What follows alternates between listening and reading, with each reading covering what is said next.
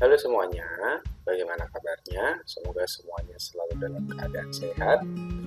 Pada kesempatan kali ini kita akan belajar kembali mengenai materi kita selanjutnya, yaitu materi aktivitas fisik, di mana pada materi ini nanti kita akan mempelajari lebih lanjut tentang bagaimana kita memprogram aktivitas fisik, mengatur sedemikian rupa aktivitas harian kita sehingga bisa menjadi sesuatu yang berguna bagi jalannya proyek kita, terutama untuk pengaturan berat badan. Nah, untuk materi yang akan kita pelajari bersama nanti akan terdiri dari 4 materi. Yang pertama akan dimulai dengan need, yaitu kita akan membahas tentang segala hal mengenai kegiatan keseharian. Jadi semua aktivitas yang berupa kegiatan aktivitas harian biasa. Lalu yang kedua kita akan membahas tentang IT, yaitu tentang aktivitas fisik yang sudah spesifik, yaitu adalah kegiatan berolahraga. Kemudian yang ketiga kita akan membahas tentang istirahat atau rest, mengenai bagaimana kita seharusnya mengatur pola istirahat kita, serta pentingnya apa sih untuk mengatur pola istirahat untuk menunjang jalannya program yang akan kita jalankan. Kemudian yang keempat, kita akan bersama-sama mencoba untuk menyusun program aktivitas fisik. Kita akan mengetahui bagaimana caranya menyusun program aktivitas fisik dengan baik dan benar. Nah, kita akan mulai dengan ilustrasi terlebih dahulu. Coba kita perhatikan dulu ya ilustrasi berikut ini. Nah, ada 2 orang, yaitu Joni dan Jono, sedang makan di kantin ceritanya. Kemudian saat mereka berdua sedang makan, muncullah pemikiran nih di dalam benak Joni. Nah, Joni ini merasa bahwa kok enak banget ya jadi Jono, bahwa dia itu bisa makan banyak, porsinya sama nih kayak si Joni, tetapi kok dia bisa tetap kurus, gitu ya. Terus Joni ini merasa bahwa dia itu makan cuma sedikit, tetapi kenapa dia itu gendut, padahal porsi makannya sama loh seperti Jono. Gitu. Kemudian ternyata di saat bersamaan si Jono ini juga sedang berpikir, jadi dia memikirkan bahwa oh kok aku udah mati-matian menambah porsi makan agar sama seperti Joni, tapi kok badanku tidak bisa lebih berisi ya. Jadi Jono ini merasa bahwa upaya yang sudah dia lakukan dengan menambah porsi makan disamain nih kayak Joni dengan harapan dia bisa sedikit tambah gemuk, tapi ternyata Jono ini tidak bisa mencapai apa yang dia inginkan, badannya tetap segitu-segitu aja. Sebenarnya apa yang salah gitu ya. Nah, kalau kemudian ada yang berpikir bahwa ada orang yang gendut itu karena tulangnya besar, sebenarnya asumsi ini sudah kita patahkan di pertemuan kita yang pertama, yaitu materi tentang prinsip kalori. Di situ dijelaskan bahwa tidak ada orang yang tulangnya besar. Yang ada adalah bawaan genetik, yaitu mulai dari ektomorf, mesomorf, dan endomorf. Tetapi antara ketiga tipe ini semuanya bisa dirubah seandainya kita mengetahui cara yang benar seperti apa. Nah, kita mulai dari pembahasan yang pertama mengenai need. Nah, need ini kalau digambarkan dalam timeline waktu, jadi ini adalah timeline waktumu dalam waktu 1 hari. Jadi warna biru dan warna orange di sini menggambarkan 24 jam kalian masing-masing. Nah, setiap orang dalam 24 jam itu mengalami 2 fase, yaitu fase tidur dan fase sadar. Kalau tidur dengan tidur yang cukup begitu ya, itu durasinya antara 6 sampai 7 jam. Dengan demikian, saat kita sadar ada durasi sebanyak 17 sampai 18 jam. Nah, apa hubungannya antara tidur dengan sadar ini? Kita tentu masih ingat apa yang dimaksud dengan TDEE. Di pertemuan pertama, TDEE itu dijelaskan adalah jumlah kalori yang kita butuhkan untuk beraktivitas dalam 1 hari. Jadi tidak hanya energi yang dibutuhkan untuk aktivitas saja, melainkan juga untuk kerja organ internal tubuh, organ-organ yang vital.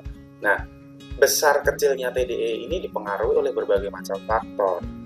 Nah, kalau kita hubungkan dengan 2 kondisi ini, yaitu saat kita tidur dan saat kita sadar, antara tidur dan sadar mempunyai prosentase yang berbeda dalam menyusun besar atau kecilnya TDEE. Kalau kita tidur, semua orang itu akan menghabiskan kalori yang kurang lebih sama, karena aktivitas yang dilakukan pun juga sama. Tetapi saat kita sadar, apa yang kita lakukan, apa yang kita kerjakan antara satu orang dengan orang yang lain akan berbeda pula. Sehingga besarnya TDEE antara satu orang dengan orang yang lain juga akan berbeda. Jadi besar kecilnya TDEE itu lebih banyak dipengaruhi dari apa yang kita lakukan saat kita sedang sadar. Nah, NEAT itu adalah singkatan dari Non-Exercise Activity Thermogenesis, yang artinya adalah energi yang dikeluarkan dari kegiatan yang non-olahraga atau kegiatan sehari-hari biasa. Contoh seperti ditampilkan dalam tabel berikut ini. Joni dan Jono ini adalah dua orang siswa Semak Penabur Kota Wisata. Untuk Joni, ketika berangkat sekolah dia naik mobil, sedangkan Jono berangkat sekolahnya dia naik sepeda. Kemudian setelah di sekolah, Joni ini cenderung tetap di kelas nih. Selama pembelajaran dia di kelas, istirahat pun dia di kelas karena bekal bawa dari rumah kan, dia tidak jalan ke kantin, makan hanya di kelas, dan dia nggak kemana-mana, cenderung tetap di dalam kelas. Sedangkan Jono kalau pas istirahat, kebetulan dia ini adalah anggota OSIS misalkan seperti itu, sehingga ketika jam istirahat dia perlu untuk ketemu banyak orang untuk memperbincangkan atau mengkonsultasikan program yang akan dia jalankan dalam waktu dekat. Jadi dia sering jalan-jalan dari satu kelas ke kelas yang lain. Kemudian ketika pulang sekolah, si Joni ini langsung pulang, kemudian makan dan tiduran. Selain itu kegiatannya dia suka sekali untuk nge-game.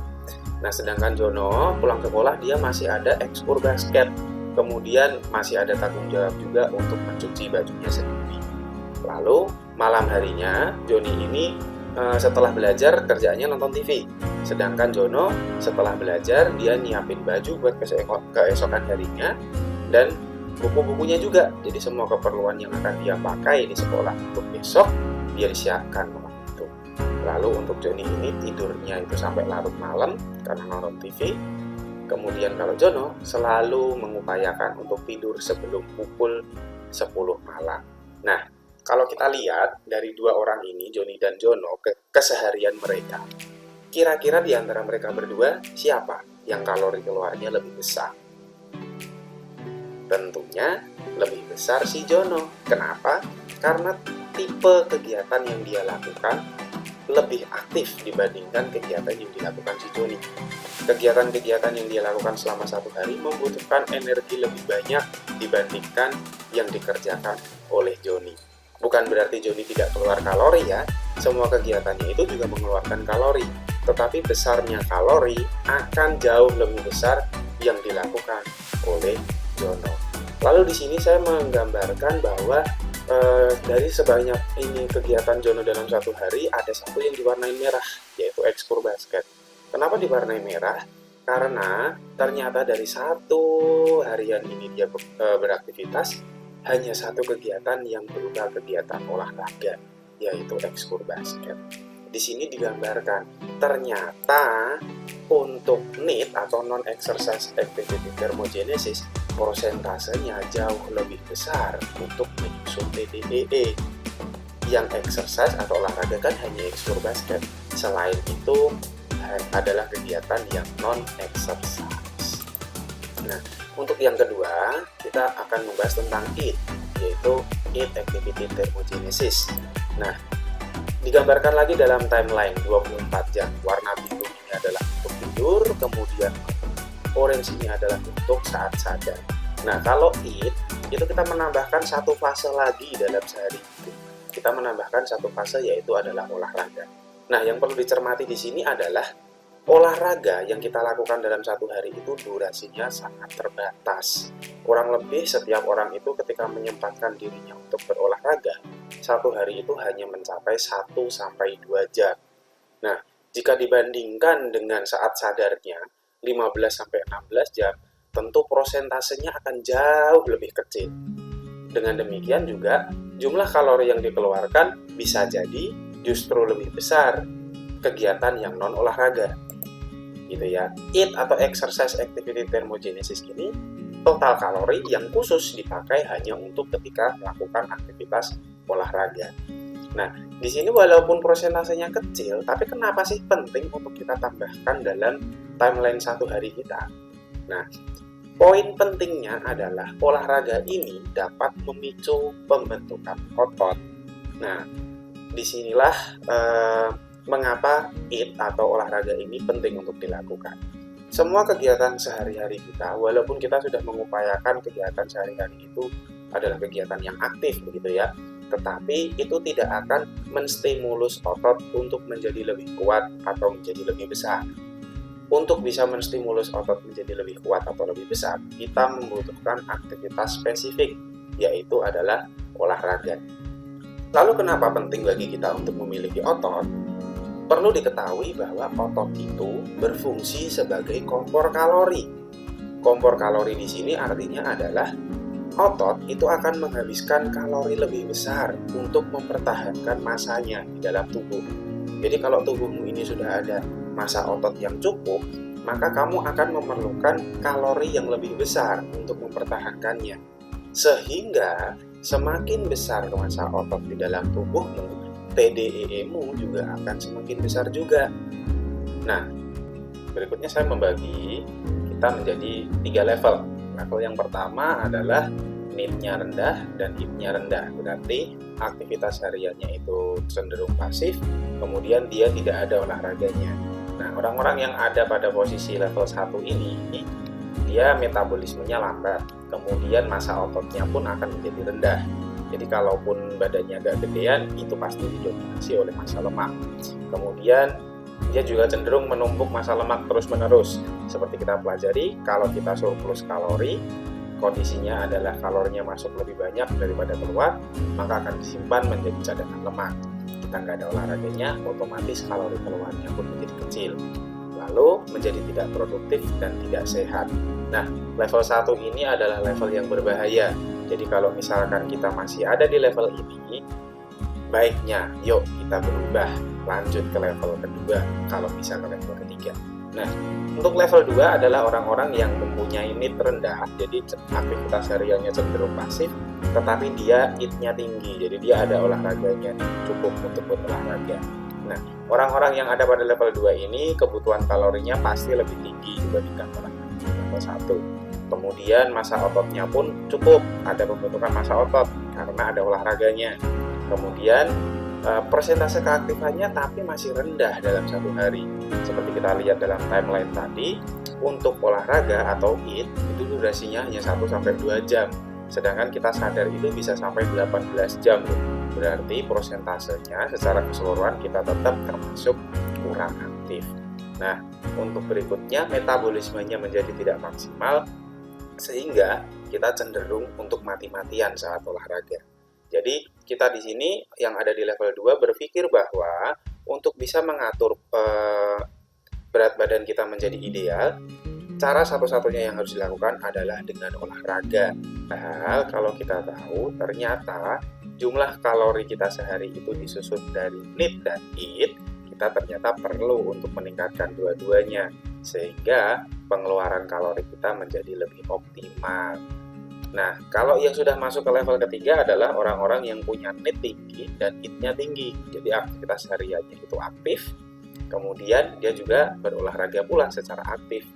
Nah, orang ini yang ada di level 3, dia mempunyai kebutuhan kalori harian yang lebih tinggi dibandingkan level 2 maupun level 1. Lalu massa ototnya cukup, bahkan bisa optimal nih perkembangan massa ototnya. Nah, lalu persentase hariannya sudah akan masuk ke dalam kategori aktif. Selain itu, dia tidak perlu untuk mati-matian lagi untuk berolahraga karena kegiatan sehari-harinya pun sudah aktif. Output kalorinya sudah tinggi, sehingga olahraga itu memang hanya dipergunakan sebagai pembentukan massa otot saja, bukan untuk memperbesar kalori output. Nah, sekarang kita berkaca ke masing-masing. Di manakah kita berada saat ini? Level 1, level 2, atau justru sudah level 3? Kalau kita ada di level 1, yuk mari kita beranjak. Karena level 1 itu adalah level di mana kita menjadi tidak sehat. Kalau kita sudah ada di level 2, bagus. Pertahankan. Kalau bisa, mari kita masuk ke level yang ketiga. Nah, kalau yang sudah ada di level 3, jempol buat kalian. Pertahankan terus, karena itu adalah level yang paling baik, di mana kalori output kita tinggi, tetapi kita juga membentuk massa otot. Berikutnya, bagaimana caranya kita untuk memaksimalkan metabolisme? Nah, ini tadi sudah kita sebutkan sebelumnya bahwa ada need dan ada eat. Dua-duanya harus dioptimalkan, karena kalau misalkan kita cuma ambil salah satu, maka kalori output kita tidak akan maksimal. Contoh, misalkan kita hanya memaksimalkan untuk need-nya saja, aktivitas hariannya saja nih yang dikencengin. Oke, kalori output-nya memang akan meningkat, tetapi kita tidak akan mengalami pembentukan otot yang optimal, sehingga kita nggak punya kompor yang bagus nih. Sewaktu-waktu kita berhenti untuk mengatur pola makan atau justru menurunkan load need kita, maka kembalinya berat badan kepada berat badan semula akan sangat memungkinkan. Nah, kalau misalkan kita hanya mengutamakan untuk eat-nya saja, kita hanya mengutamakan olahraganya saja, pembentukan otot akan terjadi, tetapi kita akan cenderung mati-matian di situ karena menganggap bahwa untuk membuat kalori output kita semakin besar, kita harus olahraga secara mati-matian. Inilah yang menyebabkan beberapa orang kemudian merasa bahwa olahraga itu perlu diperhitungkan berapa kalori yang dikeluarkan, lalu cari-cari di YouTube Zumba yang membakar 1000 kalori. Nah, itu sebenarnya nggak perlu dilakukan kalau kita sudah mengutamakan dua faktor ini, antara need-nya dioptimalkan, eat-nya juga dioptimalkan, sehingga kalori output-nya akan otomatis besar. Eat itu hanya untuk pembentukan massa otot saja. Benefitnya apa ketika kita mampu mengoptimalkan antara need dan eat-nya? Tentu yang pertama adalah TDEE itu semakin tinggi. Kalau TDEE kita tinggi, maka kalori masuk kita juga bisa lebih banyak. Contohnya begini, pada diri saya, ketika saya itu mempunyai aktivitas olahraga 3-5 kali seminggu atau moderate exercise, maka kebutuhan TDEE saya adalah 2500 kalori.